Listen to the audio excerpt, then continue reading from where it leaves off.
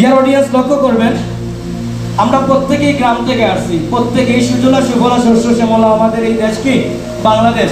এখানে একটা ছোট্ট কবিতা দেওয়া আছে, কে পড়তে পারবেন? কে পড়তে পারবেন? আমাদের ছোট গায়ে ছোট ছোট ঘর, পাখি সাথে সবই মিলে নাই কেউ পর, পাড়ার সকল ছেলে একসাথে। হ্যাঁ, তারপর মনে নাই, মনে নাই না? হ্যাঁ, তারপর আলো দিয়ে বাতাস দিয়ে বাঁচাইছে প্রাণ। ওকে, তার মানে আমার সেই ছোটবেলাটি মনে পড়ে গেল, সেই জন্য আমরা এই স্ক্রিনটা নিয়ে আসলাম। এখানে একটা গরু আছে, বাড়ি আছে, মানুষ আছে, পাহাড় আছে, পর্বত, সব কিছু আছে, বাট আমাদের সেই গ্রামটি, সেই সুজলা সুফলা গ্রামটি আর নেই, সেই গ্রামের ফ্লেভারটি আর নেই। বাট ওই গ্রাম থেকে এখনো যে গ্রামগুলো আছে, প্রত্যন্ত অঞ্চলগুলোতে আছে, এখনো এই গ্রামগুলো থেকে কিছু মানুষ উঠে এসেছে। ওই গ্রাম থেকে, আমরা যে গ্রাম থেকে উঠে এসেছি, ঠিক এমনই একটা গ্রাম থেকে এই বাংলাদেশে অসংখ্য মানুষ উঠে এসেছে। আমি এমন একজন ব্যক্তির গল্প নিয়ে আপনাদের সামনে আলোচনা করতে যাচ্ছি, যার কথা না বললেই নয়। আমরা ছোটবেলাতে মেলাতে যাই নাই? সবাই মেলাতে গিয়েছি কিনা? আচ্ছা, তো যাই হোক, আমার আলোচনায় আসতেছি, কামিং ব্যাক। খুবই ইম্পর্টেন্ট, খুবই ইম্পর্টেন্ট। এখান থেকে অনেক কিছু মেসেজ নেওয়ার আছে।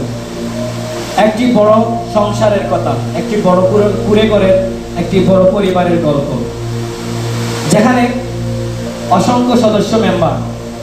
তার আয়ের উৎস ছিল, তার বাবার আয়ের উৎস ছিল কৃষিকাজ প্লাস গরু চড়ানো, দুধ বিক্রির উপর তাদের সংসারটা কি করতো, মেনটেন করতো।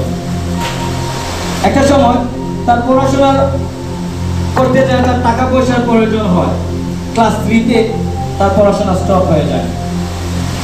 ক্লাস 3-তে পড়ার পর সে ভাবলো, এখন যদি আমি পড়াশোনাটা আমার আগাই, তাহলে আমার পরিবারে সেই সামর্থ্য নাই আমাকে সেই ফ্যাসিলিটিসটুকু দেবে। সে সুইচ করে দিল। দেন তার বাবা মায়ের ফ্যামিলিতে সহযোগিতা করতে শুরু করলো এবং মাঠে গরু চড়াইতে শুরু করলো। গরু রাখতো, গরু রাখার হিসেবে। একটা টাইম দুধ বিক্রি করে সে 8 টাকা ইনকাম করে। আমাদের পকেটে, সবার পকেটে 8 টাকার উপরে আছে না? প্রত্যেকের পকেটের 8 টাকার উপরে আছে। সে 8 টাকা দিয়ে বিড়ি সিগারেটের দোকান দেয় তখনকার সময়। ওই 8 টাকার ব্যবসায় তার পুঁজি ছিল।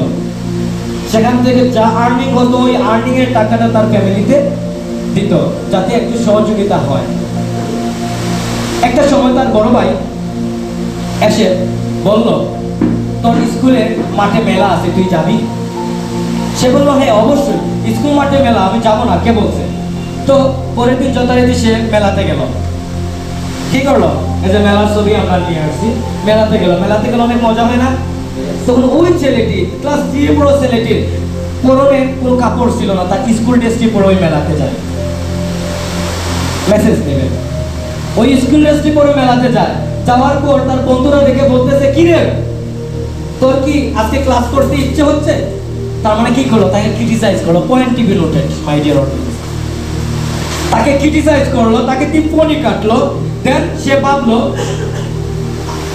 আমি তো আসলে মেলাতে আসছি, এখানে স্কুল করতে আসে। তখন বড় ভাইকে বললো, বড় ভাই, আমি আবার স্কুলে পড়তে চাই।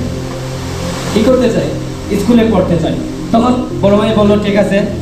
পরের দিন সে স্কুলে গেল। যাওয়ার পর হেডমাস্টার স্যারকে খুব রিকোয়েস্ট করে বলতেছে, স্যার আমাকে একটাবার সুযোগ দেন। স্যার বলতেছেন, 7 মাস চলে গেছে, তোমাকে আর 3 মাসে তুমি কিছু করতে পারবা।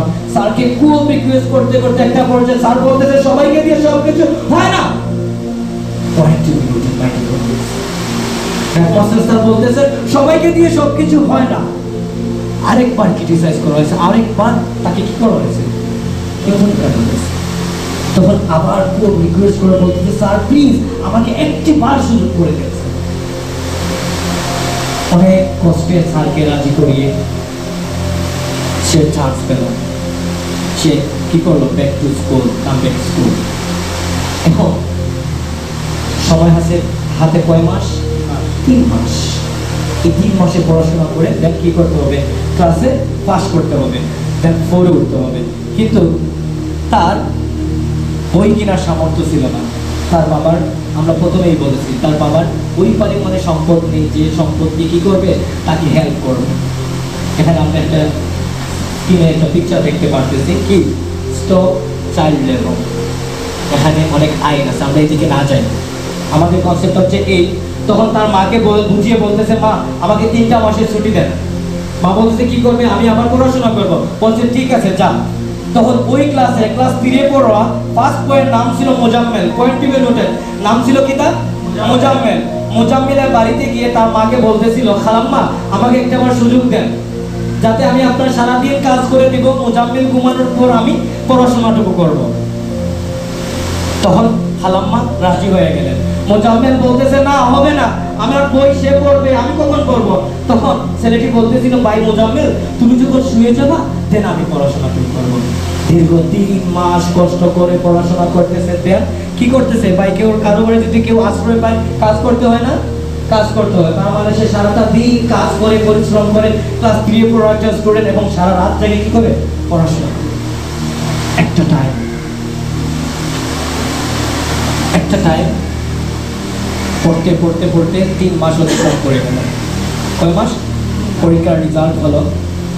হেডমাস্টার স্যার পাকা চুকে তাকাচ্ছে তার দিকে। সবাই আতঙ্কে, কি হবে না হবে সবাই আতঙ্কে। স্যার যখন রেজাল্ট ঘোষণা করলেন তখন বললেন ছেলেটি ফার্স্ট হয়েছে। এবং সেই ছেলেটি পড়তে পড়তে একটা টাইম তার পরনে কাপড় ছিল না, জামা ছিল না, সেই পিয়নের পোশাক পরে এক্সাম দিয়েছে। পড়াশোনা করতে করতে করতে একটা টাইম কি হয়েছে? বাংলাদেশ ব্যাংকের গভর্নর হয়েছে। সেই ব্যক্তিটিকে আপনি আমি চিনি, ডক্টর আতিউর রহমান।